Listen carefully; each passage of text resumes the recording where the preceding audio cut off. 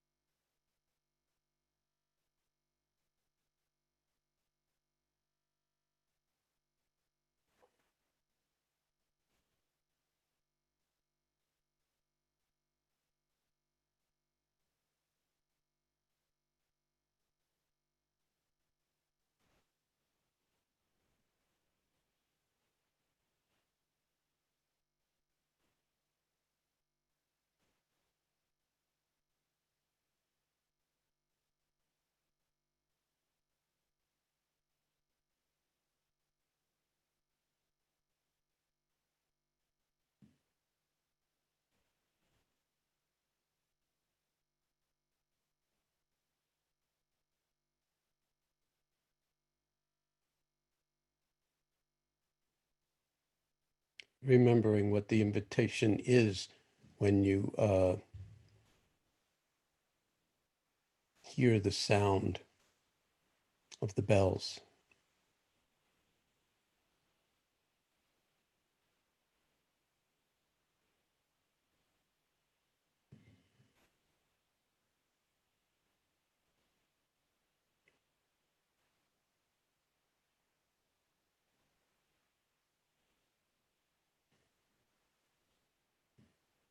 And embodying it in this moment through your willingness to show up in the only moment that it's ever possible to show up in, and to show up 100% as you are, with no adornment or contrivances,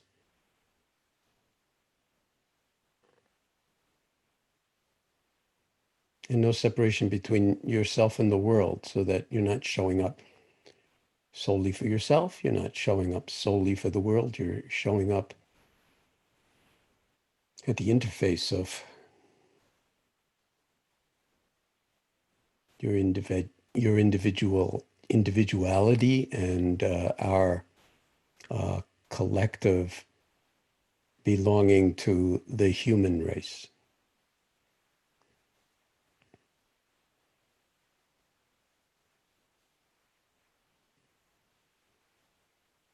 And this gesture of taking our seat in this way is a kind of reminder and an invitation to get out of our own way, to not pursue anything or push anything away, to let go of what's come before and what's yet to come, and rest here in the boundless spaciousness of your own beauty, manifesting as wakefulness.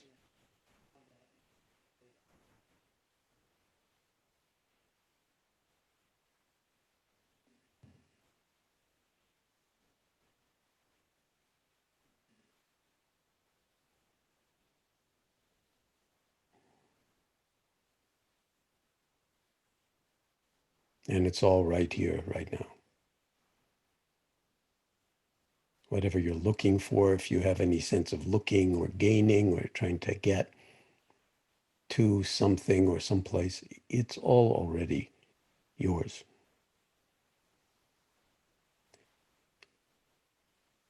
It's all already here.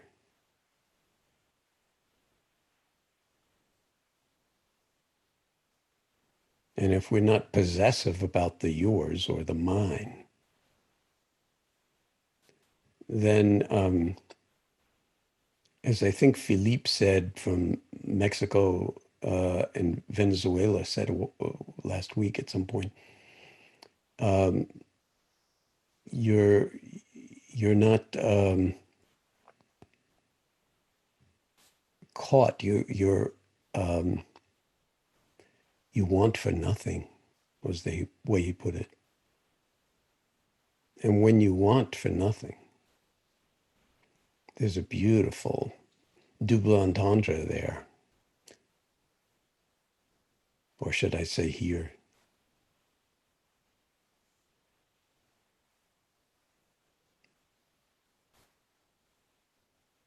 It's the manifestation of your already being complete, already whole, just as you are, even in the face of the full catastrophe of whatever is going on right now in your life and your world.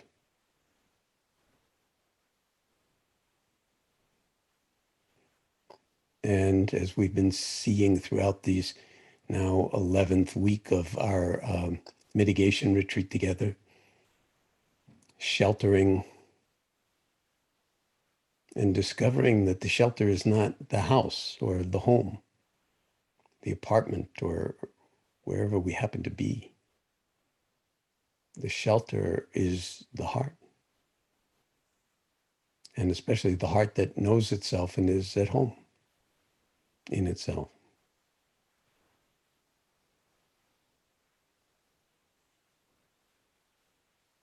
And it's all here now.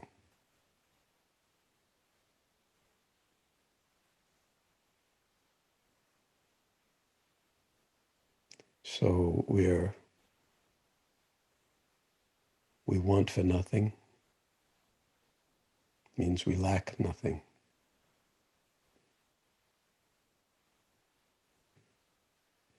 Can you feel it?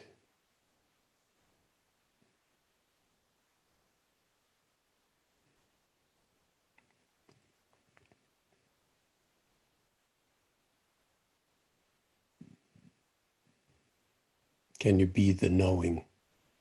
Right? In this timeless instant we call now.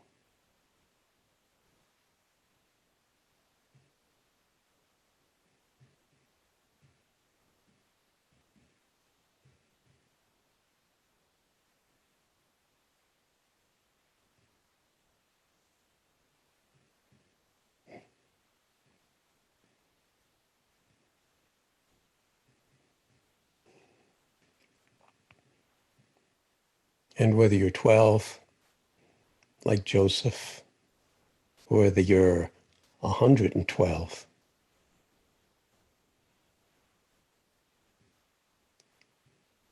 this moment is pregnant. Maybe I could say pregnant with possibility, giving birth to the next in-breath or out-breath.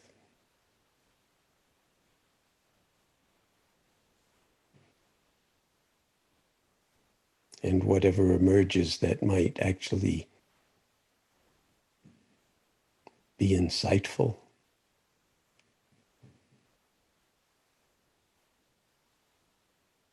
perceptive, discerning, all while actively practicing non-doing.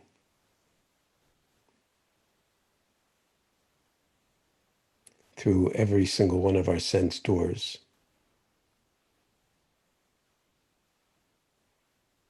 Hearing, seeing, tasting, touching, smelling, proprioception, interoception, and awareness itself, to name a few.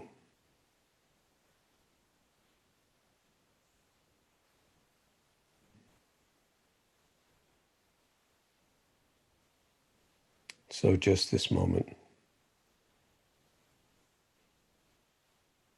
fully awake, fully at home, no matter where you find yourself.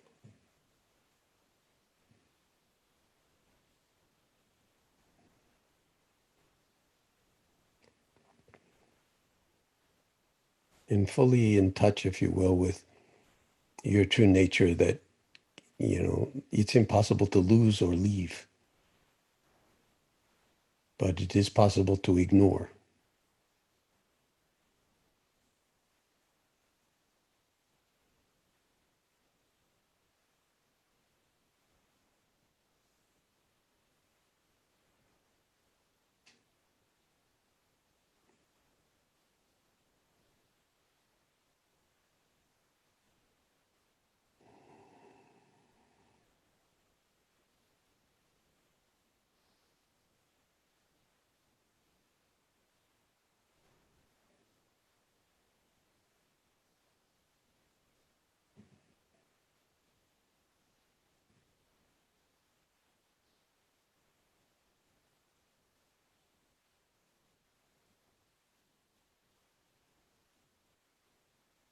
Remember that in these guided meditations, the invitation is always to drop down underneath my words to where they're pointing.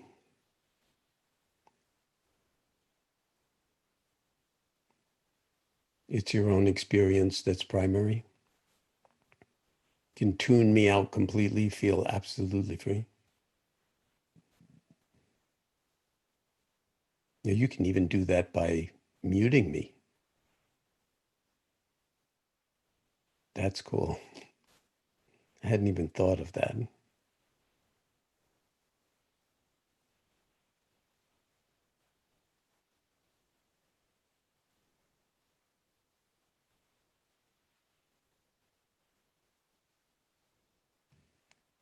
Muting is probably not the best word anyway.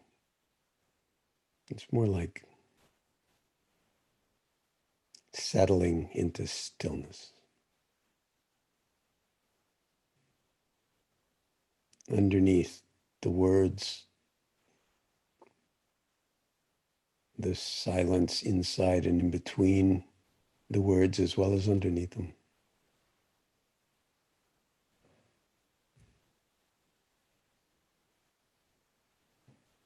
And living living this moment fully as it arises in the body, in the heart, in the mind, and in our mysterious, miraculous Sangha community of all of us together, whether you're on Zoom, whether you're on YouTube, or whether you're watching in this moment or you're watching whenever you can after this is actually recorded. It's still now.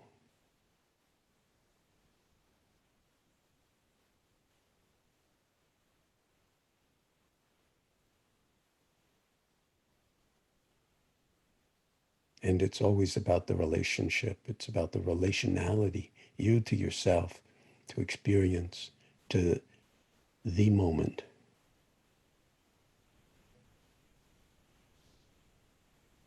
Not to some archived video.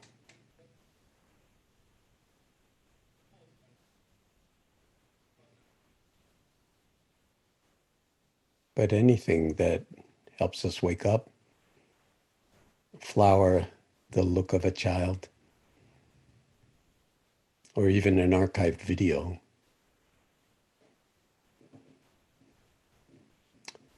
we'll take it and make whatever use of it we can to remind ourselves and to rebody ourselves in this only moment. And we'll do it with the lightest of touches, even though it's not a doing. We'll approach it, I should say, with the lightest of touches. And also as if our very lives depended on it, which of course we know they do in more ways than we think and in more ways than we are capable of thinking. It's that big, that profound, and that simple.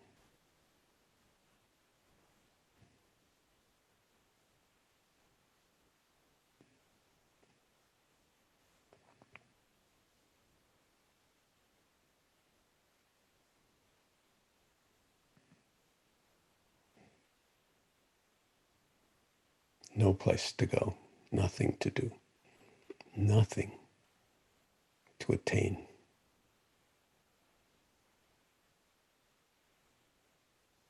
How about that? How about here? How about now?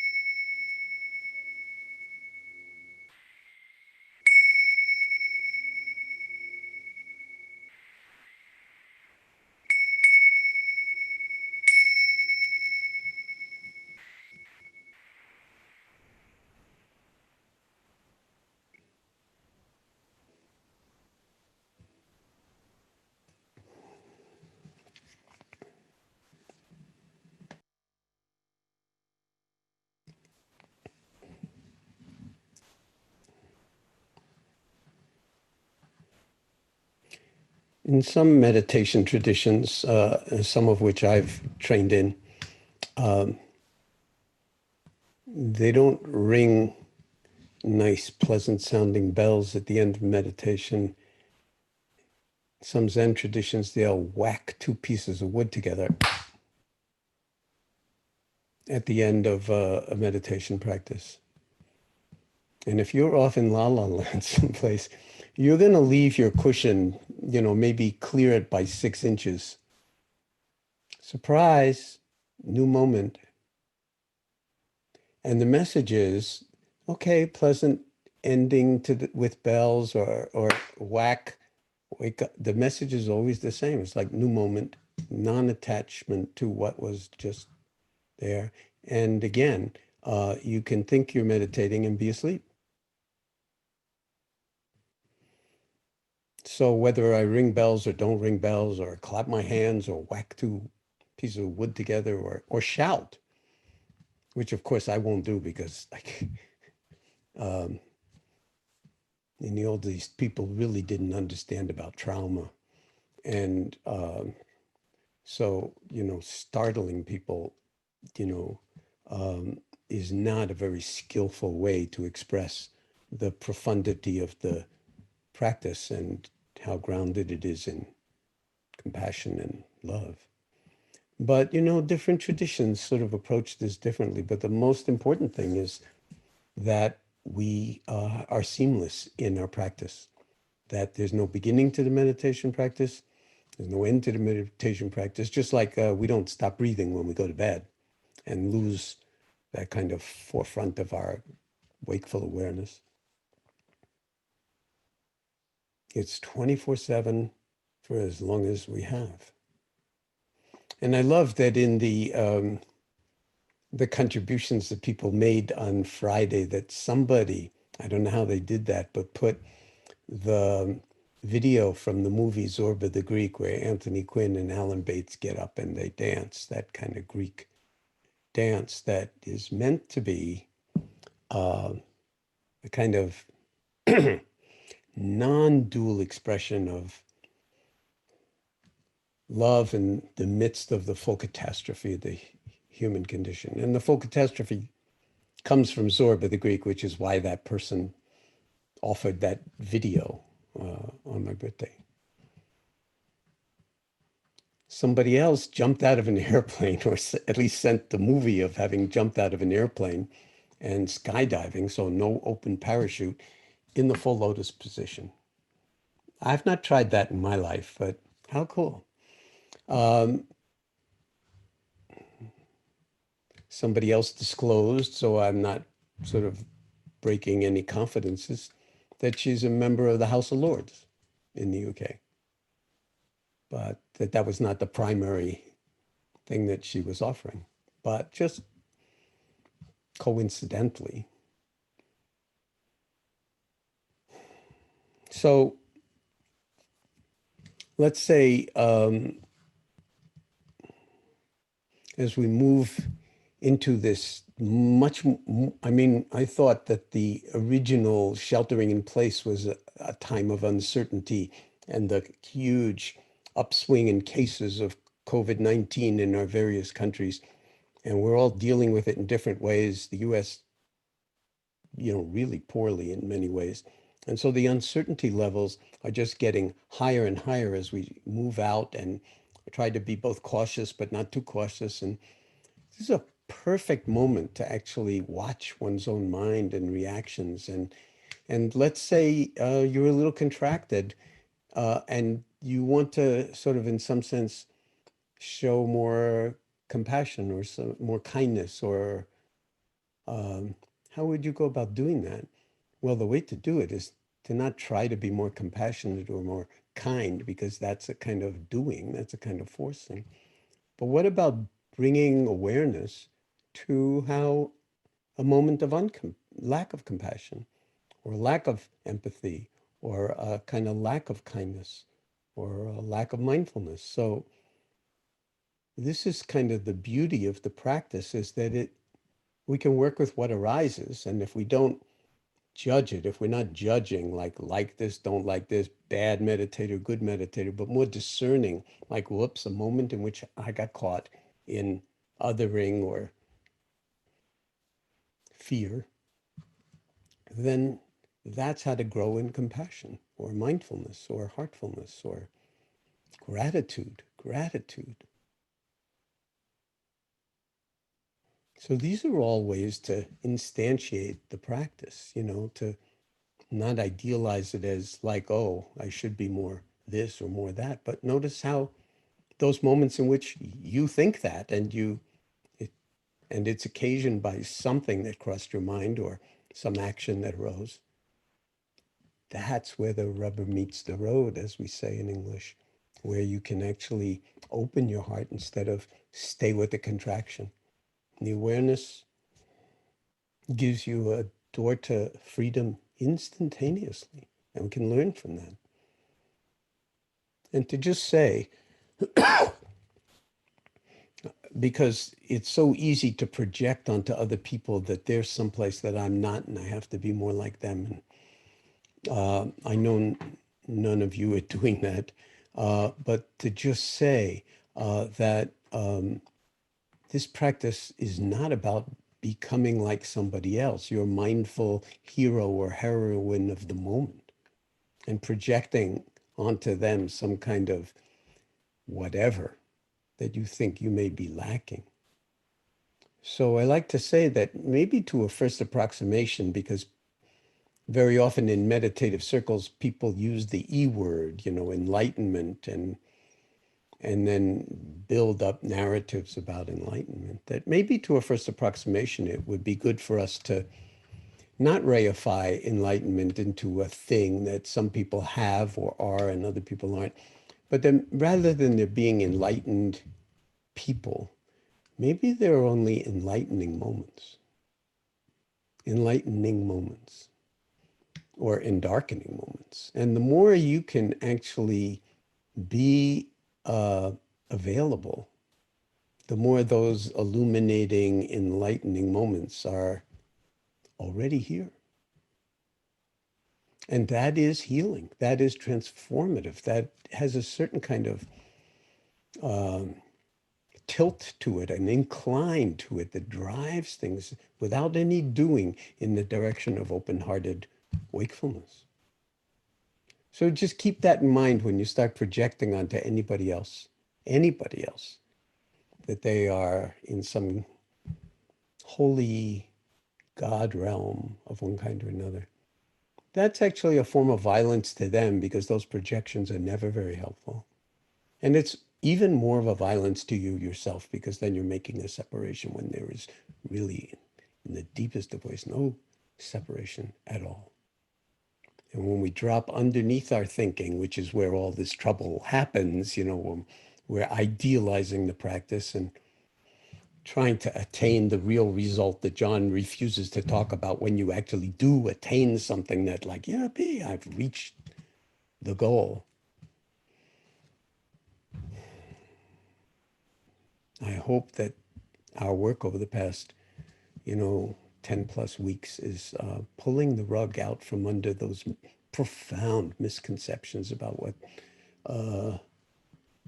liberative Dharma practice is all about.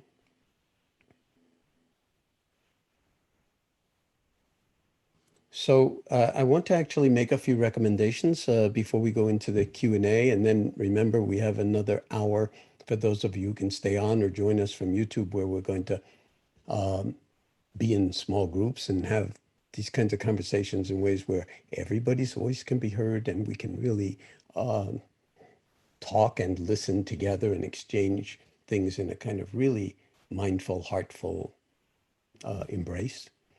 But I said I would actually begin the process of making some, sort of changes in how this whole thing is going to unfold as we move into this new phase of the pandemic, and then also the new phase of like what we're going through in terms of major social upheavals that have a lot of profound potential for healing and real healing of the body politic behind them that we can't afford to lose the opportunity to actually make happen.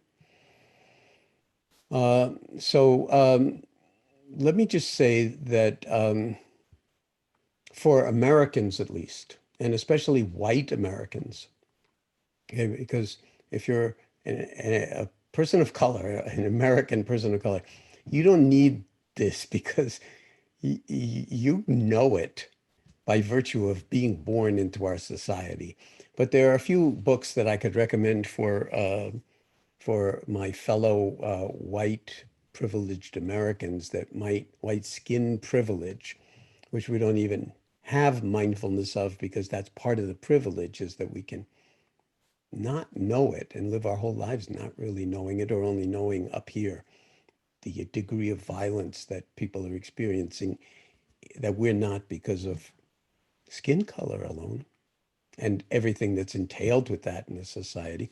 One book that I've found incredibly illuminating is Ibram X. Kendi's book, Stamped from the Beginning, which is basically the history of racism in the United States, the definitive history of racist ideas is the subtitle in the United States, in America, from before there was a United States of America. And this is kind of unbelievably mind-opening reading for, I'll just say for myself in terms of being an American and knowing what I thought was a lot of the history. But you know, there's knowing and then there's knowing. There's knowing up here and then there's knowing down here, as we know. Here's another one. I mean, there are many, and I'm not going to overburden you, with them. Another one is Ruth King's book. She's a wonderful mindfulness teacher, Mindful of Race, which really is unlike the first book. It speaks of the mindfulness practice in relationship to this whole universe of racism and social injustice and sitting with it. And then again, for white people, a book by Robin DiAngelo that quite a number of people are reading if they have the courage to read it, White Fragility. How easy it is to kind of get goofy and lose your mind and fall into a kind of faux fragility around claiming, as I said the other day, that I'm not a racist. I have Black friends. So these are all eye-opening, and I want to stress that I'm recommending reading. Why shouldn't reading be part of the cultivation of mindfulness, especially if you can learn something by reading? So again, they're not required reading, but if what I've said speaks to you, check them out on Amazon, see what is said, and then,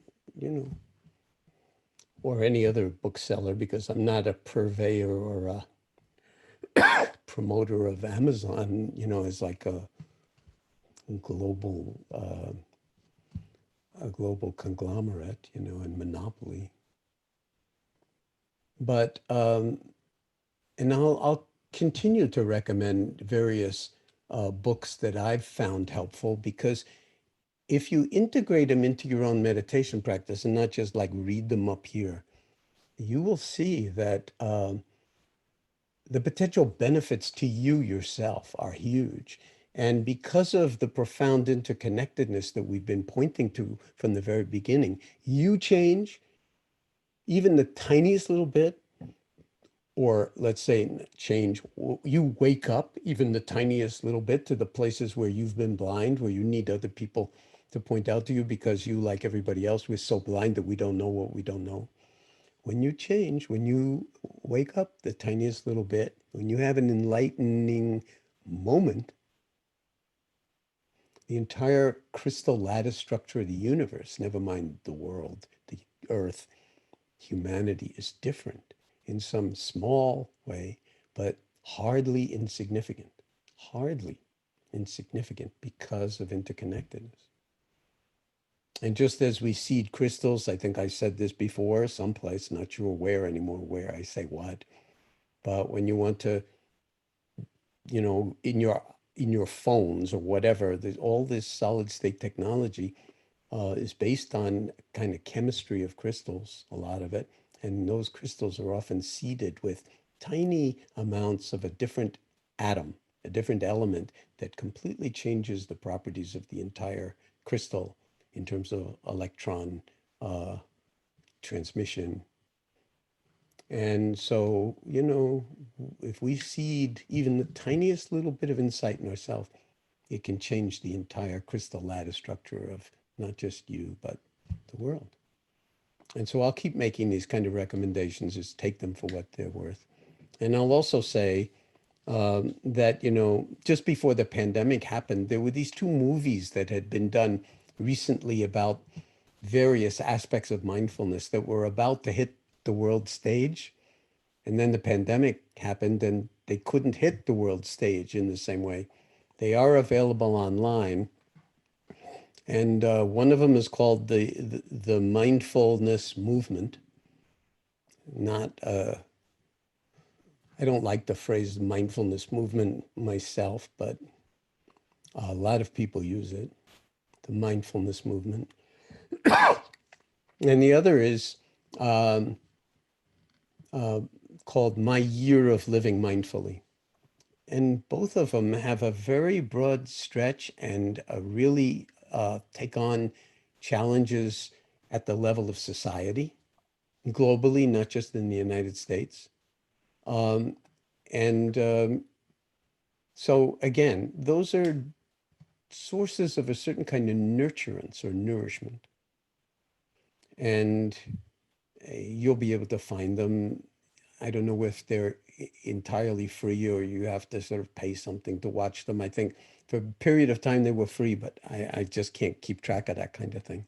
But they are probably worth seeing so that, again, those of us who are engaged in this way together, I've said this many, many times, we are a tiny atom of our own within a much larger interlaced crystalline Indra's net of millions and millions of people on this planet, hopefully soon to be billions, who are actually inclining the mind and the heart towards selflessness, towards wakefulness, towards generosity, towards kindness, towards mobilizing the full dimensionality of all our intelligences to actually contribute to healing and transformation as opposed to in darkening, the forces of in darkening, so to speak, which we are seeing in spades, spades being black and the, you know, the four suits of cards, we're seeing in spades nowadays. So with that, I'm going to stop talking and invite Soren to Thanks, Jon. bring us into a certain kind of conversation. So I put all those, the names that Jon mentioned of the books and the videos in the chat. So if you somehow didn't write it down, you can look over in chat and they are all there. So we're going to go into our Q&A or things that you want to share, ask Jon about. And just know if you're picked, your video will be uploaded. You'll be seen not only here on Zoom, but also on YouTube. And that video will stay up on YouTube. And I just want to mention, Soren, since we're all recognizing it in a certain way, that the background that you've just put behind you today is awesome. That the wave, you know, especially since you're located on the coast in California, that in big surfing country, Yep. that that wave really does something for you. Yeah. And it's right over my head, so it keeps me attentive. Thanks, And Jon. the beautiful thing is it's also, it stays there. It's not going to crash on your head. It's kind of like timeless. Yeah, thanks. So if you click participants, you'll see a bar open to your right. At the bottom, there's a way to raise your hand. I've seen Keith Yin Sun. Hope I pronounced your name right. Apologies if I don't. But Keith, I've spotlighted your video, and I've asked you to unmute. Do you see a little prompt? Thank you. So welcome, Keith. Yeah, where are you calling from? And question, comment, reflection, thoughts? I'm calling from Canada. We're in the Alberta, so kind of the close to the central part. It's actually more, first of all, many happy returns, John. Oh, thank you. And thank you very much for this whole setup. Actually, me and my wife, we've been both following the excuse me, the gathering for quite a number of weeks now. But only we signed up probably a couple of weeks ago, but not until last week that we got the email with the link, so we can finally join. So it's great. Welcome. Thank you, and thank you so much for talking about particularly the essence of the practice without the burdens of the labeling, and also not idealizing. And it's more my own reflections rather than a question, if that's okay. Oh, totally. Welcome that. Particularly, one of the reasons that actually encouraged my own personal engagement in terms of actually dialing in and connecting is the fact that we witnessed and we listened and we heard a lot of really heartfelt comments and people sharing their own stories. And from that perspective, we really felt the profound effect of not just the practice, but also what we're going through collectively, globally at the moment. The really real sense of suffering that people are going through, particularly, I remember personally a fellow called from the state, from the UK, and he was talking about how he has 3 kids and he's out of jobs now, and how the practice actually grounded him in a place where he's not taken away by the storms. Also, there are other moments. For example, I remember a girl from Brazil actually talked about the innocence of violence in some way, and also in the outside world. And that, to me, also, it's one of the profound effects that we're feeling right now with all the stuff that's happening. It's that paradox of how to ground, because I think a lot of people can easily think, and they really do feel that way, that the practice is sort of like a withdrawal from the rest of the world, and also to dwell in a place. So it turns into a sort of bipolar sort of way of seeing that stillness is the oppositional force of activism or acting in the world in a way that's beneficial. Of course, we all know that that's not true, but also I think when the turmoil is so big, it's so easy to start to lose the bigger picture in terms of how the practice can actually influence not just our own heart, but how is it gonna. So, and that's why I really appreciate the fact that you also mentioned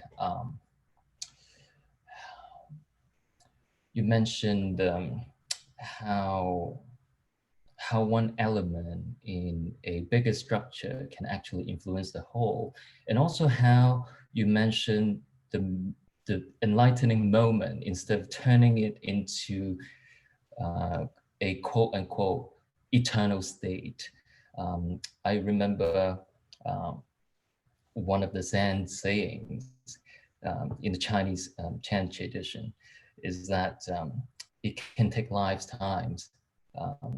You can dwell in the darkness or unenlightened or unaware state for lifetimes. Um, but enlightenment strikes in just one moment. But also, I think personally, I also approach that from a different angle, which is um,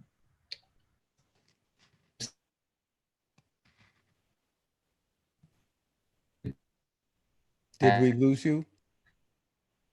you Did know, did we you lose you, Keith? I mean, you froze up. Hello. You hear us, Keith? If you say a few words, we can see. We can't hear you at the present moment.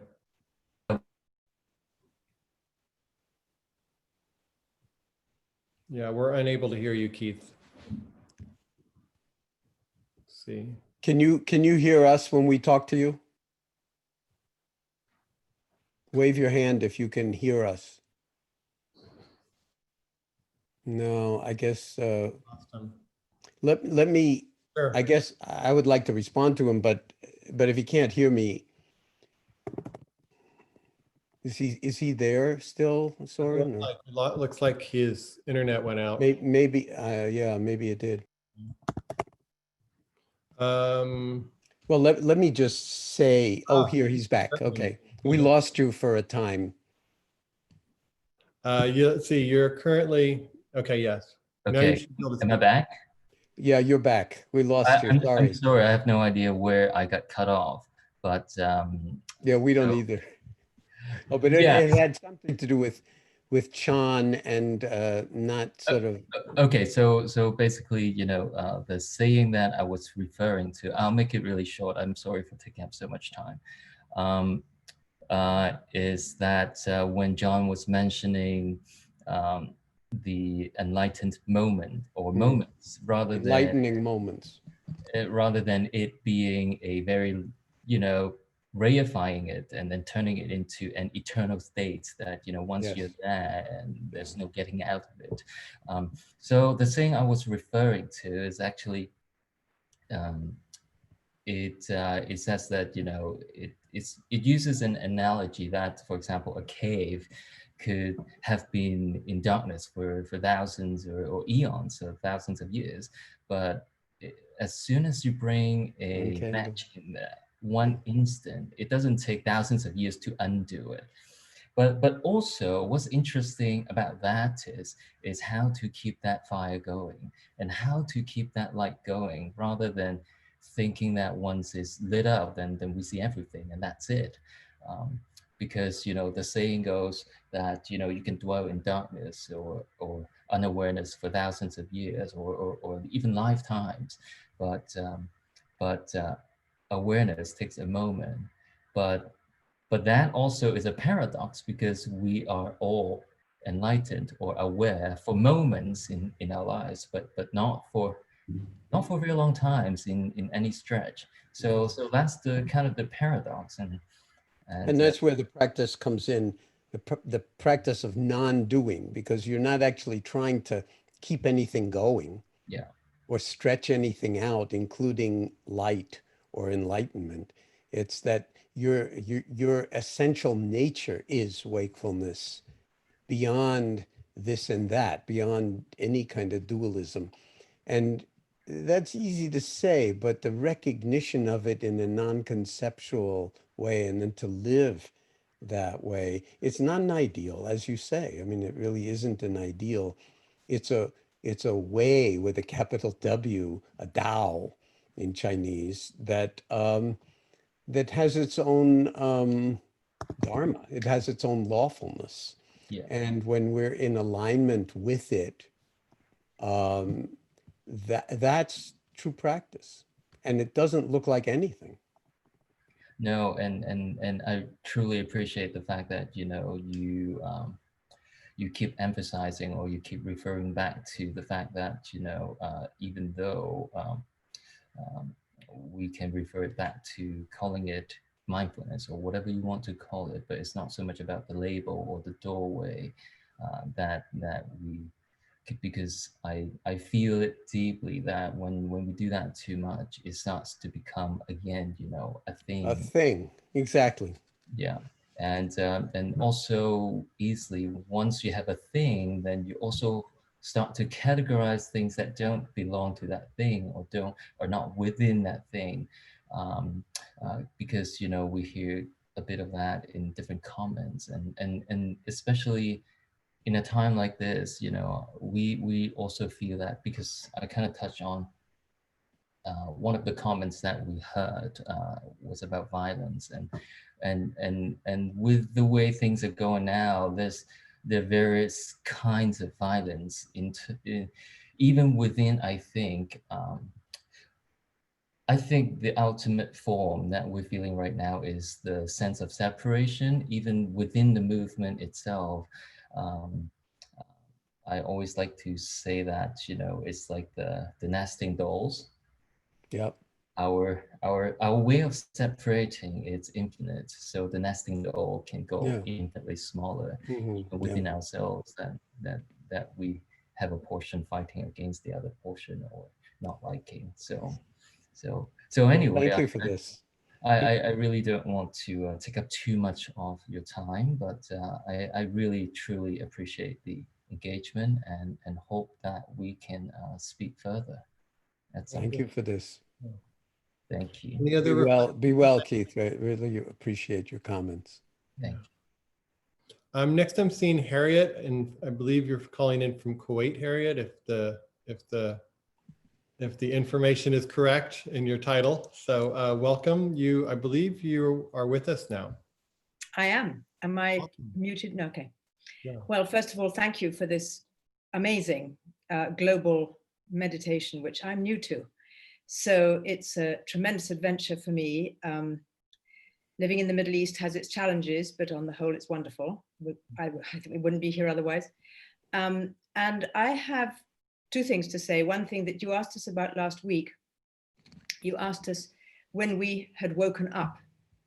And that was a very interesting question. And I remember the moment that I woke up, which was as a student in Switzerland. And I remember having sort of really been asleep until then, quite seriously. And I woke up one day and looked out of the window at the marvelous Swiss, mountains and everything, and just suddenly saw. And that was an extraordinary moment. Unfortunately, I went to sleep for about 30 more years after that. However, I discovered mindfulness about 3 months ago. And that has been the second great awakening. And the gratitude I feel for that is really boundless. My question is about fear. The reason I went to look for why I was trying out mindfulness was to deal with my anxiety, which is connected with performing. I'm a performing musician. And although I've played and performed since I was a small child, I have suffered from not crippling, because I wouldn't be able to do it otherwise, but pretty well crippling anxiety about getting on stage to do what I most love and what I spend a lot of time every day loving and pouring all my energy into. And what I imagine you're really, really, really good at too. You do what you can. You try and get better every day. But the love and the passion, I don't know that anybody else has as much as I do. I really, really, really love it. So I'm balancing this terrible fear with the thing I most love, well, apart from my family, and wondering how it is that this can be addressed. Now, from the many things you've said and the many things I've read and the many things people have said, it's really about becoming friends with the thing that you are most scared of. But how do you do this when you are right there? Just this, as you often say, just this, which is you and the 88 keys and the eyes looking at you. Yeah. Look, I know that one really well, not because I'm a performing musician, but because, very often when you're on stage in front of like 10,000 people or something like that. I mean, in a hall. And you're supposed to say something intelligent, and it's not scripted because you're not going to read something that there are times when I feel like, I'm like going to my own public hanging. Yes, so it would be preferable. Yeah, because you're going to humiliate yourself by saying something or losing track of what you're talking about or anything like that. So Exactly. public speaking also, a lot of people have a sort of that fear of speaking in public. And in fact, in scientific studies, the way they measure stress reactivity is they have you give a speech in front of 3 people sitting behind a table in white coats. It's called the Trier Social Anxiety Stress Test. And they have, and they have all sorts of ways of measuring what's going on. Well, and you just have to give a speech in front of people who don't respond to your body language, your facial expressions, or what you're saying.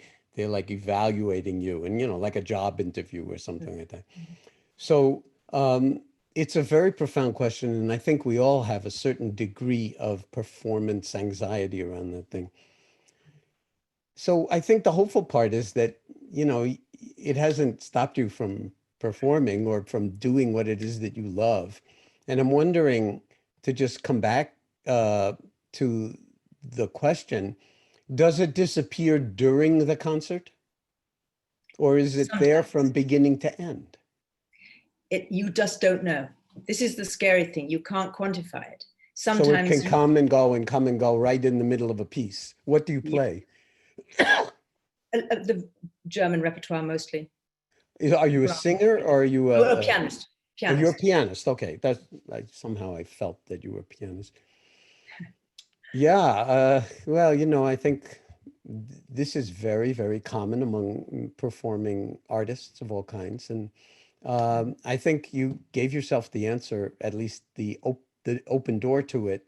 And you said you've only been into this mindfulness practice now for 2 or 3 months, so that's very hopeful too, because give it 3 or 4 years and let it actually merge with your playing, both practicing and so when you disappear, the fear will disappear. So you can ask yourself the question, who's actually performing? Whose fingers are going over the keys? They go so fast, you cannot think your way through the notes, right? You cannot do thinking through it. It'll be like not music. Okay, so something is happening that is not you doing this, but you've created the conditions where the fingers and the heart and the eyes and the audience and the piano will all collaborate, and the orchestra, if there's an orchestra. So there's something going on that's so much bigger that you're a part of. And can you trust it even for one moment and let the fear be invited? Like the fear is just another guest in the guest house. The fear is just another spectator to the performance. And when you, in some sense, make room for it in that kind of welcoming way, I think you're going to find over the days, weeks, and months that your practice of formal meditation deepens and moves out into the world in the ways that we've been saying, so that there's no separation. You will find that the love affair includes your fear, and it will tell you exactly what it wants in order to participate in the performance in a way that doesn't reduce, or what would be the right word, that doesn't detract from the impact, the potential full impact of the interaction between the composer's notes and your whole being and the fingers that go faster than thought. It's a very interesting. So that's your homework assignment. Well, and report back over time. Let us know how it's going. If we ever get to play in a concert hall again. Yeah, well, that's a whole other thing, is that, like, I have a number of friends who are professional musicians, and that is a big thing. And there are all sorts of interesting ways in which the water is flowing around that impediment and online things are happening that actually are worth watching and listening to. It's not the same, of course, but there's some very beautiful stuff out there. One other thing I wanted to add was that I was working with a young student today who gets incredibly frustrated because she's a perfectionist and can't do things sometimes. And I just said to her, okay, we are bringing mindfulness into your lessons. And this is how we're going to do it. You know, all the things that I've been learning over the last 3 months. And I think it's going to be remarkable. I really do. So it's just so fabulous to be learning it myself and sharing it. I don't say teaching it, but sharing it with somebody and seeing the almost instant transformation. So, well, I'm glad that after so many years of having your first experience of like awakening, so to speak, and then going back to sleep, there's a lot of poetry about that because it's universal, that somehow you found your lane, so to speak. And just wishing you all the best with it, and keep us posted, you know, one way or another. We'll figure out how to do I'm on the that. bus now. I'm on the bus for sure. Thank you so much. The bus of no bus. Well, yeah. Thank you. Thank you. So John, we're about at we're 1 minute to the hour. Shall we, any last thoughts, or how would you like to proceed from here? Shall we? Well, let's the trouble with asking me that question, as you know, Soren, is that I can always conjure up a last thought that will lead to another last thought and another last thought. So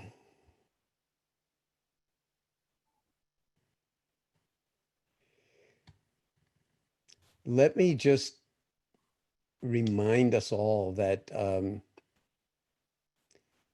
the uncertainty of when we started out in this retreat has been compounded infinitely by the way things have unfolded in the past 10 weeks, and now we're in the 11th week. We don't know how things are going to unfold in the future. Let's take that as the love affair itself. Let's take that as the curriculum. And let's not notice how easily we can get attached even to what's going on online here, and realize that, hey, attachment is attachment. It doesn't matter if it's a pleasant attachment or an unpleasant aversion. It's still like the root cause of suffering and delusion. So let's just keep that in mind and not and continue to work with that meme that I, put out at the very beginning of, like, this is a time where it's really most important not to lose our minds when we most need them, and to even understand what our minds are. And I said something yesterday about AI and what the future may bring in terms of the nature of humanity once we can start to like fool around with the software and the hardware to upgrade our, in quotation, our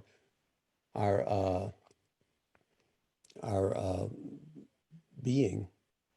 That this is the moment for humanity to really recognize that we're at many different crossroads, and we need not just all hands on deck, but all hands to be on deck in their full manifestation. And that means really not selling short our capacity for wisdom, for ethical behavior, for places that the mind can go, which really are incredibly dark and violent, and that they're not just in other people, but they're in everybody. And when we work that edge with the intention of the Hippocratic Oath in its reality, not in how it's often manifested, to first do no harm, and to be mindful of how easy it is to forget that we are doing harm or not notice it until it's too late. That this is the curriculum of this moment, and I'll keep emphasizing it or playing that note, if you will, as we go forward, whether it's on the violin, the piano, or just our own hearts. Thank you so much, John. So we are going to move now to our small groups. So if you're watching on YouTube, you can, well, all you're going to do is enter one of these URLs into your browser, just like you're going to youtube.com or google.com, whatever website you're going to. And so when you put one of these in, based on the first letter in your first name, you'll see what will happen is a different session, a different Zoom session will open up on your computer, and we will see you there. So it's the same links as last week. If you joined us last week, Wisdom 2 Conference /group 1, if your first name begins with A, /group 2, if your first name begins with N through Z. So in about 20 seconds, we are going to take this off. So please take a picture, write it down, take a snapshot with your phone, whatever you do to grab it. And we'll have a couple minutes to say goodbye, as we always do here. And those of you who can make it, if you're on YouTube or on Zoom, we'll see you over there, and we'll break it into groups of usually like 5 to 7 people. And it'll just be a time to connect, to share why you're here, what you're learning, hear from others about what they're learning, and just really support that kind of Sangha or community aspect of our time together. So please copy this down now. So John, I think if we can go back, I will unmute people here, and we'll have about 2 minutes to say goodbye. And for those of you who can make it, we will see you in the other chat. If you can't make it, we'll see you here tomorrow. Same time, same place for the rest of the week. So you can now unmute yourself, and we can say some goodbyes. Thank you. Bye. Thank you. Thank Thank you.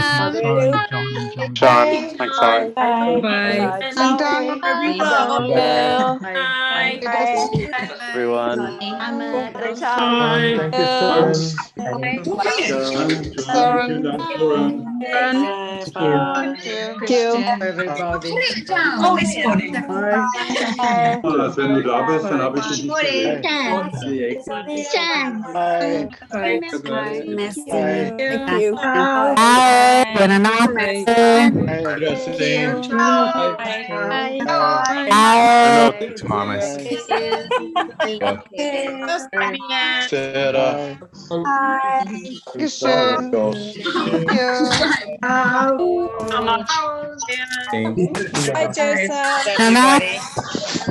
Buonanotte.